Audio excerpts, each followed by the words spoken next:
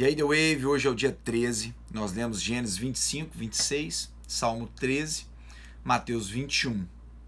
Eu separei aqui Gênesis 25, verso 34, diz o seguinte: Então Jacó serviu a Esaú pão com ensopado de lentilhas. Ele comeu e bebeu, levantou-se e se foi. Assim, Esaú desprezou o seu direito de filho mais velho. Aqui a gente pode aprender algo importante, ao qual nós vamos falar lá em Mateus. Deus nos escolheu.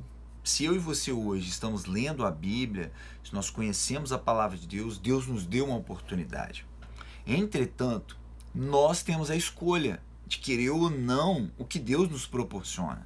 Ter uma vida em Cristo. Não quer dizer que é uma vida melhor, mas é uma vida em Cristo. Sabendo que Cristo pode sim corrigir as nossas falhas, os nossos erros, o nosso casamento, ajudar os nossos filhos. A palavra de Deus fala que os filhos são a herança do Senhor.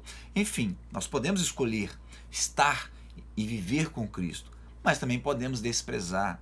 E assim, Deus não vai ficar chateadinho ou triste e ficar lá, o Jonathan não me quis. Não, Deus não vai fazer isso. Deus vai seguir, porque o plano de Deus é perfeito e segue. E aí, se não sou eu, será alguém para anunciar o Evangelho. Se não sou eu servindo e a minha família sendo uma família de exemplo para Cristo, será outra família. E assim foi. Esaú não quis, então foi Jacó. No capítulo 26 de Gênesis, verso 27 e 28, diz: Isaac lhes perguntou: Por que me vieram ver uma vez que foram hostis e me mandaram embora? Eles responderam: Vimos claramente que o Senhor está contigo. Por isso dissemos: façamos um juramento entre nós, queremos firmar um acordo contigo. Aqui, Isaac tinha sido expulso da região de Gerar pelo rei Abimeleque. Por quê? Porque ele enriqueceu, ele prosperou e tudo ia bem com Isaac. Então o povo ali começa a pressionar o rei e o rei expulsa Isaac de lá. Entretanto, mostra que eles sentiram falta de Isaac. Caso contrário, eles não teriam buscado Isaac. Eles não só sentiram falta, como eles temeram Isaac.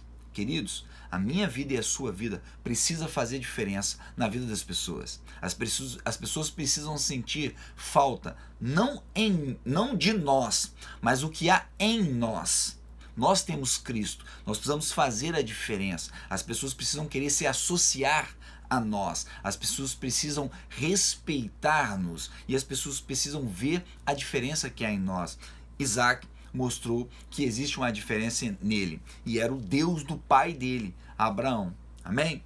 Os Salmos capítulo 13, verso 6, eu separei, diz: Quero cantar ao Senhor pelo bem que me tem feito. Querido, o salmista, desde o primeiro capítulo, tem nos ensinado o sofrimento. Ele nos ensina o sofrimento. Ele nos mostra o quanto ele sofreu. E foi no sofrimento de Davi, ou no sofrimento dos salmistas, Davi é a figura principal dos salmos, foi no sofrimento de Davi que saíram os salmos, os cânticos, os poemas, as palavras maravilhosas, o abrir do coração. A minha pergunta para você é: o seu sofrimento tem te feito cantar? O seu sofrimento tem feito você declarar a Deus palavras maravilhosas? O teu sofrimento tem servido de cântico? Porque assim deve ser a nossa vida. Porque nós temos a esperança e a esperança está em Cristo. E aí chegamos a Mateus capítulo 21, verso 31. Diz o seguinte: Qual dos dois fez a vontade do Pai? O primeiro, responderam eles. Jesus lhe disse: Digo a verdade, os publicanos e as prostitutas estão entrando antes de vocês no reino de Deus. Jesus conta uma parábola. E aqui Jesus mostra que as prostitutas e os publicanos, que eram pessoas excluídas da sociedade, estavam entrando no reino de Deus primeiro que os fariseus. Jesus está falando para os fariseus, os religiosos. O que Jesus está nos mostrando e mostra para mim e para você nesse dia de hoje é que eu e você somos o religioso e nós corremos um sério perigo, risco de nos acostumarmos com o sagrado. E aí nós nós lemos nos capítulos anteriores que os últimos seriam os primeiros os últimos. Isso porque para quem não tem Cristo, perder não faz diferença, porque já não tem Cristo. Então não tem nada a perder. Mas nós que temos Cristo, que já conhecemos Jesus e a sua palavra, temos tudo a perder. Então, para quem não tem Cristo, para quem não conhece Jesus, conquistar Jesus ou ganhar Jesus ou receber Jesus é toda a diferença. Jesus fala, eles já estão recebendo o reino de Deus e vocês estão perdendo. Por quê? Porque estão seguindo uma religiosidade, acostumando com o sagrado. Percebe? Até o que nós falamos anteriormente em Gênesis.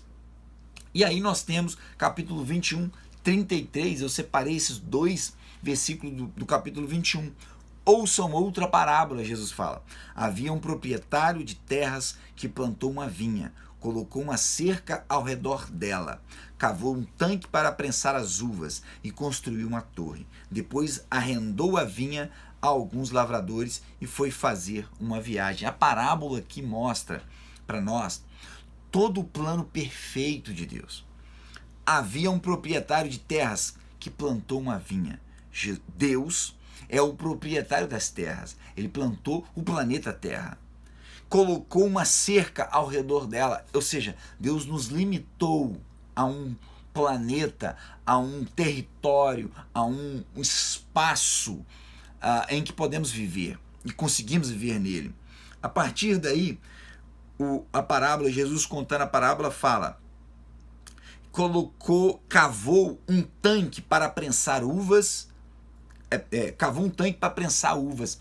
Esse lugar onde prensava uvas era onde as pessoas pisavam nas uvas para fazer vinho. Lá em Apocalipse nós vamos ver que fala que Jesus vai pisar, a ira de Jesus vai vir contra este mundo e ele irá pisar nos ímpios, pisar naqueles que profanaram o nome de Jesus, a modo que o sangue dessas pessoas vão manchar o manto de Jesus. Isso está escrito lá em Apocalipse.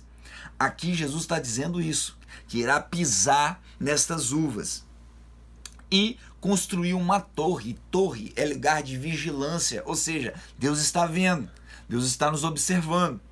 E depois arrendou a vinha a alguns lavradores e foi fazer uma viagem. Deus arrendou a nós esse espaço, esse planeta, esse momento. O que vamos fazer?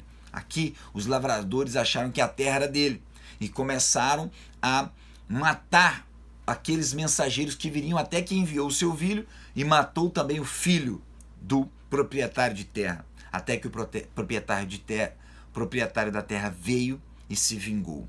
Queridos, esse é o Evangelho de Jesus, resumido em um versículo. Esse é o Evangelho, é a proposta de Deus. Hoje foi o dia 13, amanhã, dia 14.